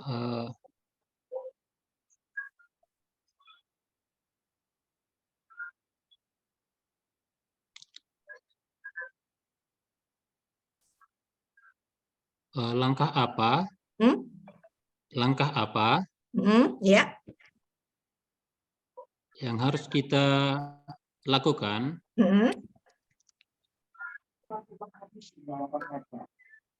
agar siswa tidak bolos. Oke. Bisa saya langkah apa yang harus kita lakukan agar siswa tidak bolos? Kalau saya singkat Pak, saya singkat ya Pak, izin singkat, saya singkat ya Pak. Apa yang bisa kita berbuat untuk mencegah siswa bolos atau putus sekolah gitu ya misalnya ya? Nah, ini yang dilemparkan di awal proyek. Jadi tema proyeknya adalah biasanya nanti mungkin Bapak bisa cerita ke kelas. Oke, saya mau, dan ini menariknya ya Pak Iwan, permasalahan ini bukan muncul di Sulawesi aja Pak. Saya pernah dengar tema proyek yang sama kayak gini di Amerika. Jadi gurunya ngelempar, karena banyaknya anak yang pada malas sekolah, gurunya ngelempar proyek ini. Coba tolong kasih saya saran yang efektif. Gimana caranya murid itu jadi rajin datang ke sekolah? Karena muridnya pada malas datang ke sekolah. Anak muridnya mikirin tuh gimana solusinya, proyeknya apa aja, ada yang bikin kampanye sosial, ada yang bikin datang ke rumah murid-muridnya. Dan itu nanti hasil produk akhirnya dipresentasikan ke istilahnya kalau di kita kayak apa ya, dinas pemerintah gitu ya, tentang solusi-solusi yang ditawarkan oleh siswa. Jadi ini sebenarnya mirip sama idenya Pak Iwan nih Pak. Nah, anggaplah sekolah Bapak sudah memutuskan, oke, saya mengambil temanya ini, apa yang bisa kita lakukan untuk mencegah anak murid bolos ke sekolah. Kira-kira Pak, produk akhirnya menurut Bapak, apa yang bentuk akhir, produk akhir dari murid-muridnya itu apa kira-kira yang bisa dibuat murid Pak? Kalau permasalahannya ini, solusinya kira-kira apa Pak?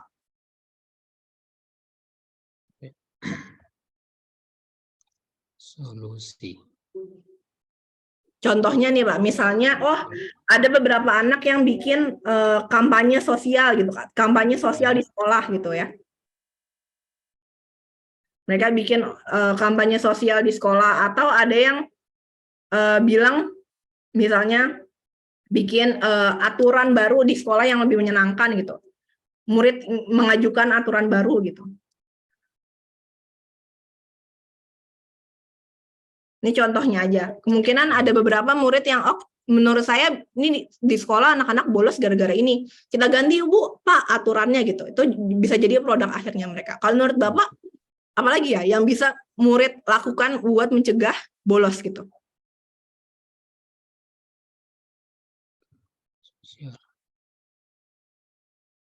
Mungkin Bu membuat pamflet-pamflet di mading atau sejenisnya. Betul, bisa ya Pak ya. Jadi kayak pamflet yang mengajak sekolah gitu ya, yang mengajak mereka untuk sekolah gitu ya. Pamflet manfaatnya sekolah gitu kali ya. Manfaatnya sekolah dan belajar. Karena ide Bapak saya jadi kepikiran, kan pamflet manfaatnya sekolah dan belajar, bisa aja mungkin mereka bikin film tentang dampak anak yang nggak lanjut sekolah sama anak yang sekolah gitu. Mereka bikin film tentang itu tuh juga semacam itu juga bisa. Ada lagi Pak idenya Pak, kira-kira produk apa lagi yang bisa dihasilkan oleh anak-anak Pak?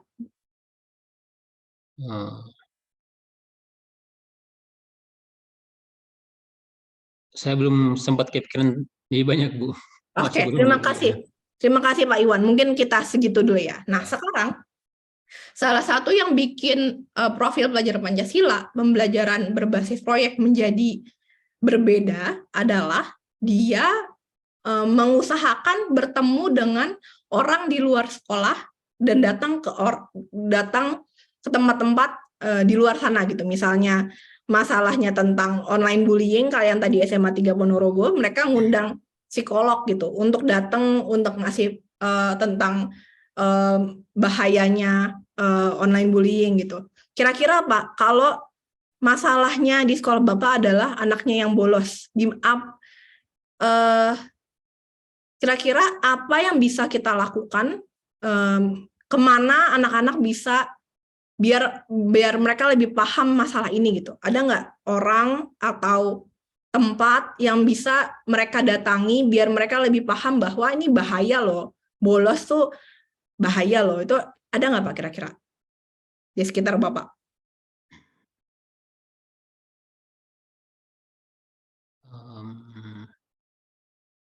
Tempat saya,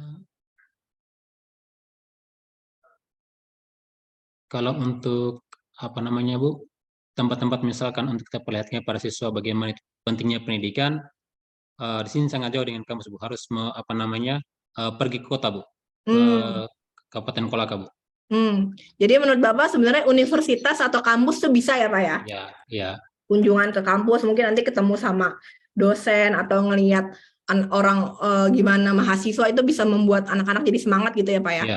Ya, terima kasih Pak, ide yang sangat bagus dan luar biasa.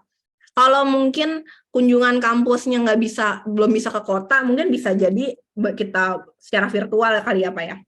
Bisa. Kira-kira ada sosok nggak Pak, yang mungkin kalau murid ketemu sama dia, mereka jadi lebih semangat untuk belajar dan nggak bolos, kira-kira ada nggak Pak?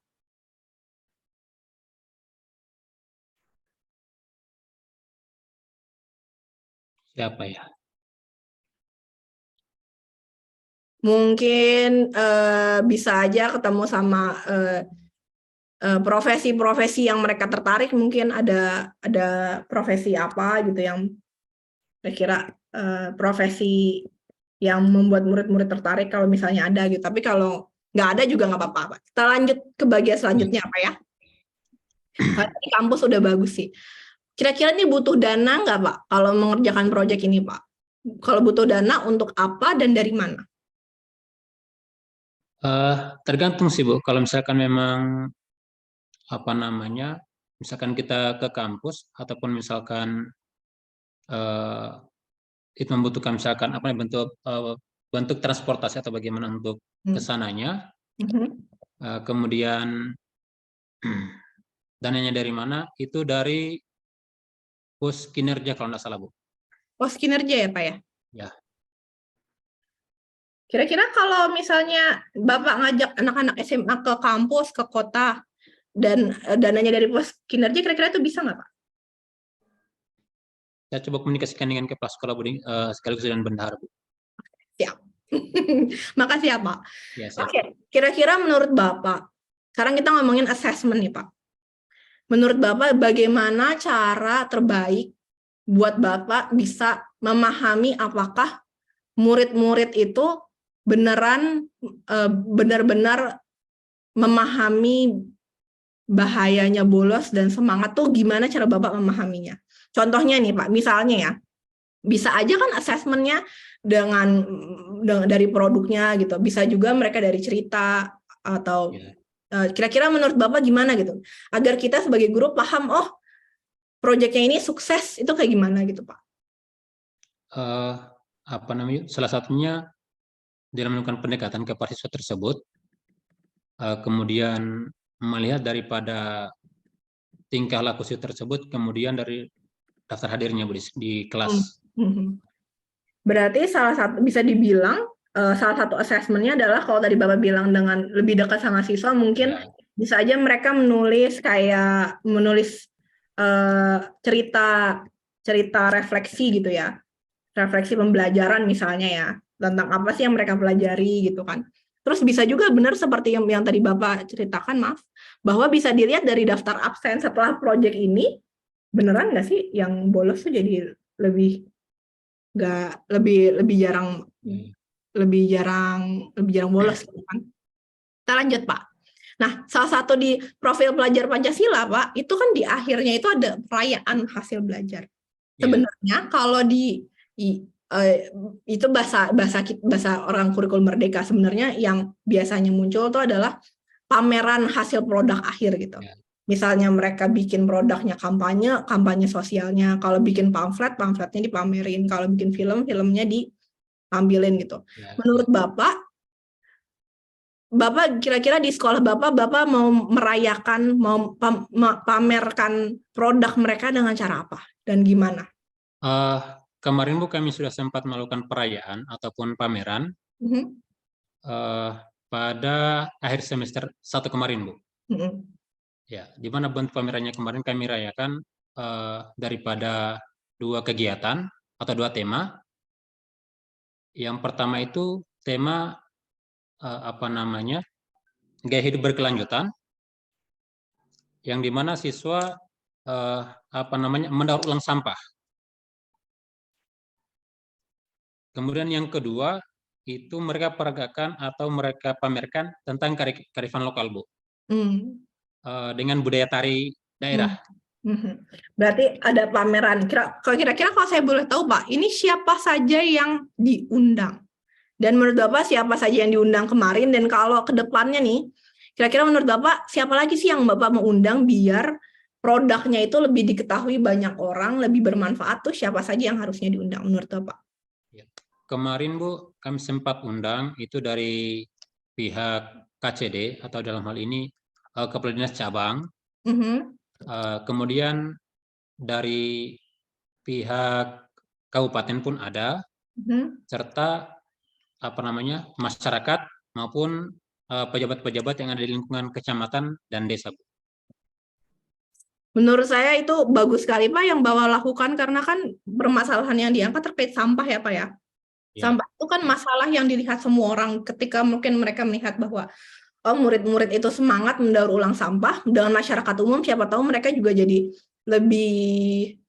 lebih peka sama masalah yang ada gitu ya Pak ya. Nah, biasanya Pak sebelum kita melakukan pembelajaran berbasis proyek ataupun profil pelajar Pancasila, di awal tuh biasanya kita bikin murid tuh wow gitu Pak. Sebelum kita kasih tahu temanya mau apa, tuh mereka di wow dulu gitu Pak. Misalnya, kalau yang saya kasih contoh sebelumnya yang kasus kejahatan dengan menggunakan pisau, kelasnya didekorasi, jadi ada bekas-bekas kayak semacam darahnya gitu-gitu Pak. Kalau misalnya yang di Semi Palar, mereka membahas tentang masalah di sekitar dan mereka diajak ke lingkungan sekitar, melihat masalah di sekitar. Kira-kira menurut Bapak, kalau masalahnya tentang siswa yang bolos ataupun putus sekolah, gimana sesi di awal apa yang wow, yang bisa bikin murid, oke, saya, ini masalahnya penting gitu. Kira-kira apa tuh Pak?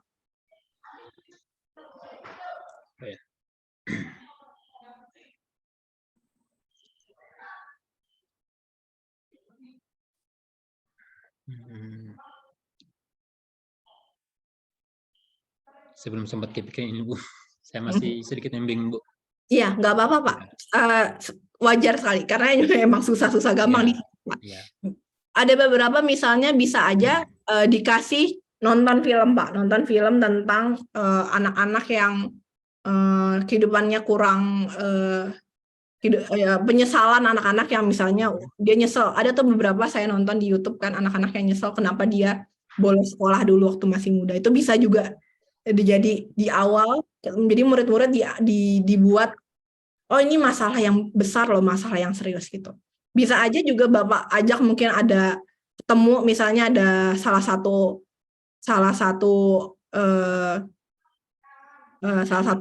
orang tua yang bisa bercerita tentang penyesalannya, misalnya dulu dia harusnya belajar lebih baik gitu-gitu. Itu juga bisa, atau mereka juga bisa disuruh mencari teman gitu yang atau orang yang cerita zaman dulu tentang orang-orang yang betapa orang tuh semangat belajarnya tuh tinggi gitu, tapi karena tantangan mereka nggak bisa lanjut sekolah. Bisa juga jadi cerita yang seperti itu yang ditampilkan kayak gitu kira-kira. Kalau menurut Bapak ada ide lain nggak Pak? Gimana bikin anak-anak tuh di awal tuh lebih meresapi masalahnya?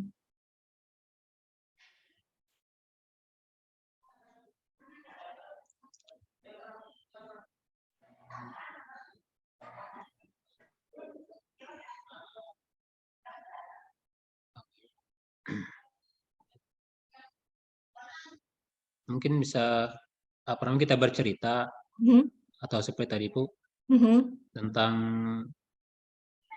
mungkin dari senior-seniornya dulu yang dengan kelakuan seperti itu bagaimana. Cerita dari senior ya, dari guru cerita nih ada senior kamu yang kayak gini gitu, sekarang dia ide yang sangat bagus Pak. Itu bisa juga jadi awal sesi yang bagus. Nah, sebenarnya kira-kira Pak, secara umum Bapak Ibu guru, modul pembelajaran berbasis proyek ini kira-kira isinya tuh kayak gini sebenarnya. Cuman ini versi gampang banget gitu kan. Kalau udah jadi model kan dia jadinya banyak tulisannya gitu nih. Saya akan bagikan ya kayak gini ya. Banyak tulisannya, deskripsinya, detailnya gitu. Nah, sebenarnya secara umum Bapak Ibu kalau mau merancang sendiri juga bisa gitu. Asal kita tahu masalahnya apa, dimensinya apa, seberapa lama sih ini mau dilakukan. Oke Pak, kira-kira itu belum kita bahas Pak. Menurut Bapak dengan tema ini mau kira-kira pelaksanaannya berapa lama menurut Bapak? Dari mereka berusaha memahami masalahnya, dengar ceritanya, datang ke kampus gitu kan.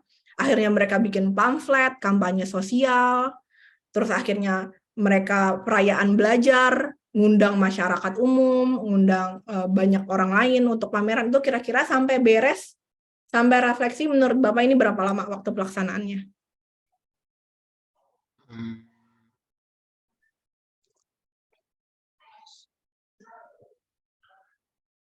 Akhirnya kami di sini Bu, kami melaksanakan itu untuk P5 dia dalam 1 minggu itu kami 1 hari untuk ambil kegiatan P5 Bu.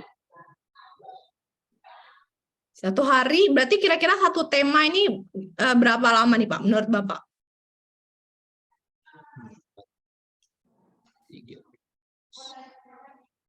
Kurang lebih per 3 bulan, Bu. 3 bulan, siap. Saya tulis ya, kira-kira 3 bulan setiap hari Jumat gitu lah ya. Iya, Jenjangnya SMA ya Pak ya? SMA, Bu, iya. Nah, Bapak Ibu kira-kira seperti ini nanti mungkin, tapi sayangnya waktu kita terbatas ya, udah mau jam 4, jadi tadi saya sebenarnya pengennya lanjut tentang nih minggunya abis ini apa gitu. Cuman karena waktunya terbatas, saya terpaksa menyudahi. Bapak Irwan, terima kasih banyak sudah membantu saya.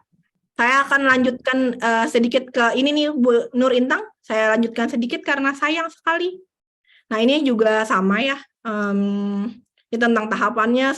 Ini contoh perayaan belajar dari beberapa sekolah lain. Kita kayaknya nggak sempat bahas tantangan, nanti mungkin di pertanyaan bakal ada. Ini sumber belajar yang bermanfaat. Nanti saya kasih ke Bu Nur Intang, ini ada beberapa platformnya, ada PDF-nya, ada contoh modulnya, tinggal diklik dan download langsung, oke? Nanti bakal saya bagikan. Nah, ini yang terakhir dari saya. Bapak Ibu Guru, pembelajaran berbasis proyek buat saya itu seperti perjalanan naik gunung gitu, Bapak Ibu. Panjang dan jauh sekali. Buat mendapatkan yang berkualitas tinggi itu perjalanannya jauh dan panjang. Tidak sekali coba kita langsung bagus dan dampaknya kelihatan. Tapi kita mulai aja dari yang kita bisa dulu. Kalau baru bisanya, misalnya, baru bisanya pamerannya di sekolah dulu, baru bisanya mengangkat masalahnya yang ini dulu. Belum bisa kunjungan secara langsung ke kota, kita kunjungannya online dulu. Kita mulai dari yang sekolah kita bisa dulu. Yang juga penting di perjalanan yang panjang ini adalah cari teman-teman yang sevisi, teman-teman yang semangat, saya juga mau coba gabung ke komunitas-komunitas belajar seperti ini. Dengan seperti itu, semoga usaha niat Bapak Ibu dibantu sama Tuhan Yang Maha Esa. Saya percaya Bapak Ibu di sini semuanya niatnya baik, berjuang dengan baik, berjuang untuk karakter bangsa kita, untuk anak-anak kita yang lebih baik. Saya percaya tidak akan ditinggalkan, pasti akan dibantu, pasti akan diberikan kemudahan oleh Tuhan Yang Maha Esa. Dan mungkin setelah itu setelah perjalanan panjang, baru akan ada perubahan di murid-murid. Tidak langsung, maka dari itu, semangat Bapak Ibu Guru, mulai dari yang bisa, saya yakin niat dan usaha tulus Bapak Ibu Guru akan ada hasilnya. Saya Nurul Bahirah, terima kasih sudah menyempatkan waktunya. Mohon maaf kalau lama. Ini terakhir, good teaching is more of giving right questions than giving right answer. Jadi guru yang baik itu kalau menurut saya tentang memberikan pertanyaan yang tepat, bukan jawaban yang tepat. Silakan berikan saran untuk saya pingin saya semakin bagus penyampaiannya, tolong berikan saran saya. Dengan begitu saya berikan kembali ke Bu Nur Intang. Terima kasih banyak Bu Nur Intang. Terima kasih banyak Ibu Nurul atas pemaparan materinya yang begitu menarik dan luar biasa. Terima kasih banyak. Ini Bu Nurul sudah tidak ada lagi sesi tanya jawab. Oke. Mungkin masih ada 5 menit kalau iya. Kalau masih ada sih tersisa. Kalau ada teman-teman yang ingin bertanya, disilakan langsung saja karena mengingat waktu. Ibu Suharni ya? Ibu Suharni mau bertanya, Ibu ada yang raise hand nih? Ibu Suharni?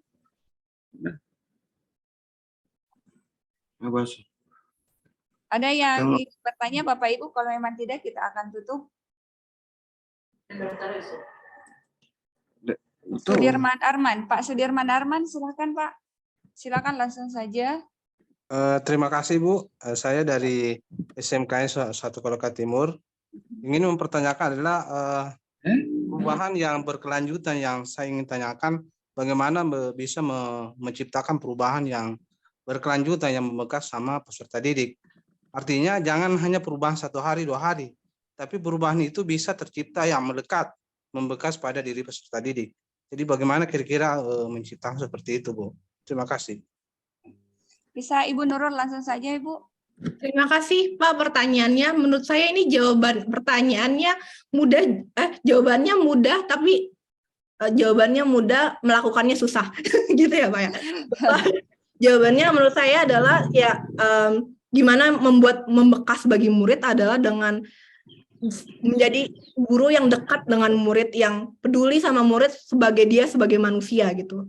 Kalau tidak menjudge gitu, tapi memang peduli dengan dia sebagai manusia, dengan karakternya dia, dengan peduli kayak menjadi anak sendiri gitu lah Pak ya. Tapi ini lebih mudah dikatakan dibanding dilakukan gitu, karena kita dengan banyak tantangan gitu, dengan banyak masalah lainnya. Jadi kalau menurut saya ini solusi yang bukan 1 hari 2 hari. Saya percaya dengan kita sering ngajak ngobrol, dengan kita sering ngajak berdiskusi, tanya mimpinya apa, itu kemungkinan kita bisa lebih berdampak jangka panjang bagi murid-murid kita. Semoga bisa membantu. Mohon maaf kalau ada kesalahan dalam penyampaian saya. Bisa satu lagi Ibu Nurul? Terakhir Boleh, Bu. mungkin. Oke. Pak Imam Firmanto silakan Pak. Ya, terima kasih waktunya Bu Nurintang. Ibu ini luar biasa pemaparannya, sangat menginspirasi, terutama tadi tentang apalagi namanya pemetaan ya, pemetaan untuk bagaimana menyusun modul ajar. Itu sangat memudahkan kami membantu bagaimana mengidentifikasi permasalahan sampai asesmennya luar biasa Bu untuk menyusun proyek. Nah, terus terang di sekolah saya juga sudah mengimplementasikan kurikulum Merdeka dan sudah menerapkan P5. Namun kelemahannya itu yang saya lihat setelah saya refleksi untuk membuat tim teachingnya itu Bu, tim tadi itu sangat sulit Bu, karena apalagi sumber daya manusianya terbatas. Kadang kalau hanya ya 1 orang yang kerja itu terus. Jadi kemudian selain itu di penjadwalannya Bu, kalau SMA itu agak susah. Kenapa saya bilang agak susah? Karena masih ada sekitar 13 jam untuk P5 sehingga dalam seminggu itu 2 hari harus diselesaikan, apalagi namanya dibagi setelah dibagi itu ada 2 hari. Nah itu kadang saya kemarin sepakat dengan kurikulum itu ditaruh di hari Jumat dan hari Sabtu. Nah setelah kita timbang-timbang dan memilih beberapa topik begitu kita menerapkan 2 hari itu dari jam pertama sampai jam terakhir itu kegiatannya apalagi namanya banyak yang kosong begitu. Kenapa? Karena full. Nah inilah kadang yang kami masih menjadi tantangan tersendiri di situ Bu. Mungkin bisa diberi solusi Bu, atau ada best practice dalam pembagian waktunya itu Bu. Kalau di sekolah itu seperti apa, terutama di jenjang SMA. Saya kira itu saja Bu Nurintang. Terima kasih. Terima kasih Pak Imam. Bisa mungkin langsung Ibu Nurul. Terima kasih Pak Imam pertanyaannya. Ini kembali ya Pak, jawabannya gampang tapi pelaksanaannya susah. Kalau cuman gurunya terbatas gitu Pak ya, saya juga bingung ya Pak ya. Kalau misalnya sangat tidak mudah melakukan ini kalau sendiri, kalau gurunya terbatas, apalagi muridnya banyak, saya sadar itu tantangan yang sangat besar yang ada di lapangan. Saya sendiri nggak tahu Pak apa yang bisa Bapak lakukan ketika itu terjadi. Mungkin kalau dari sisi saya, yang saya bisa bantu adalah bahwa kalau misalnya sekolahnya butuh pelatihan atau training gitu, atau mungkin alasan mereka beberapa nggak mau karena nggak pede, Bapak hubungin saya, nanti saya kasih nomor kontaknya. Saya bakal bantu training secara online kayak gini. Kalau sambil saya doakan dari jauh, semoga semakin banyak guru-guru hebat kayak Bapak yang mengambil langkah awal, dan juga guru-guru yang ikut di sini semua ya, yang mengambil langkah awal jadi tim profil pelajar Pancasila untuk karakter bangsa. Itu saya doakan, semoga doanya dijabah, didengarkan oleh Tuhan Yang Maha Esa.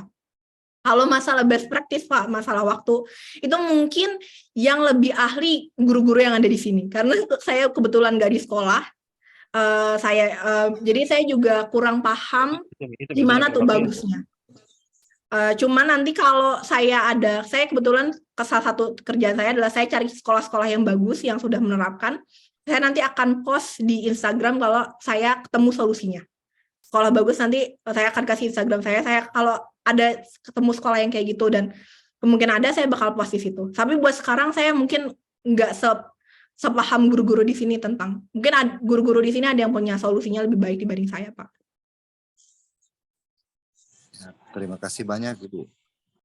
Oke, terima kasih banyak atas penjelasannya, Bu. Saya kira untuk pertanyaan sudah ya, karena sekarang sudah menunjukkan jam 17:02. Waktu kita sudah berakhir. Baik Bapak dan Ibu, sebelum menutup kegiatan webinar kita hari ini, masih ada bisa closing statement-nya Ibu Nurul? Atau sudah cukup? Terima kasih banyak Bapak Ibu Guru. Saya pengen banget kapan-kapan ke Sulawesi ngelihat profil pelajar Pancasila Bapak Ibu. Amin. Ke sana.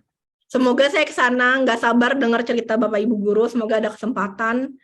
Terima kasih sudah datang. Saya bersyukur banget Indonesia memiliki guru-guru hebat seperti Bapak Ibu Guru yang masih mau belajar, masih mau berjuang demi anak-anak generasi bangsa. Terima kasih banyak. Itu cukup dari saya. Terima kasih Ibu Nurul. Baik Bapak dan Ibu peserta webinar, sebelum menutup kegiatan kita pada sore hari ini, saya sebagai Ketua Komunitas mewakili teman-teman komunitas kami pengajar, khususnya Kolaka Timur, menyampaikan terima kasih banyak yang tak terhingga buat Ibu Nurul ya atas kesediaannya menjadi relawan dalam hal ini pemateri tanpa fee. Terima kasih banyak Ibu Nurul. Semoga Ibu dan keluarga selalu mendapatkan keberkahan, umur yang panjang, rezeki yang melimpah, dan diberikan kesehatan dan selalu dalam lindungan Allah Subhanahu wa Ta'ala.